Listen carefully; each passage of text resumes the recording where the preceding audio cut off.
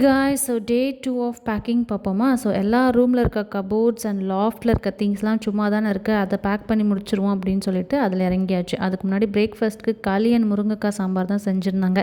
நல்லா தெம்பாக சாப்பிட்டுட்டு செலியாவுக்கு ஊட்டி விட்டுட்டு அதுக்கப்புறம் ஒன்று தூங்க வச்சுட்டு தான் அந்த பேக்கிங் ஒர்க்கே நடந்துச்சு. அண்ட் ஒரு ரூமில் இருக்க திங்ஸ்லாம் எடுத்துகிட்டு போய் பால்கனியில் வச்சு டஸ்ட்டு ஃபுல்லாக ரிமூவ் பண்ணியாச்சு. கபோர்ட்லேயே இருந்ததுனால அந்த அளவுக்கு டஸ்ட்டு பெருசாக இல்லை, இருந்தாலும் துணியில் ஒரு டைம் தொடச்சிட்டோம். அண்ட் தேவையில்லாத திங்ஸ்லாம் அப்படியே டிஸ்போஸும் பண்ணியாச்சு. அண்ட் நாங்கள் பண்ண 2 நல்ல விஷயம் வந்து பார்த்திங்கன்னா, தேவையில்லாமல் எந்த திங்ஸுமே நாங்கள் வாங்கலை. ரொம்ப முக்கியமான திங்ஸ் மட்டும் தான் வாங்கி யூஸ் பண்ணிகிட்டு இருந்தோம்.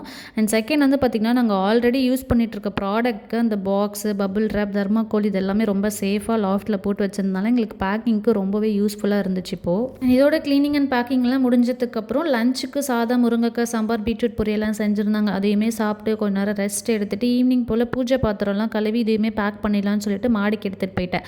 அங்கே போய் கழுவிட்டு அப்படியே கொஞ்சம் ட்ரை பண்ணிவிட்டு அதெல்லாம் ஒரு கவரில் போட்டு இதையுமே பேக் பண்ணியாச்சு.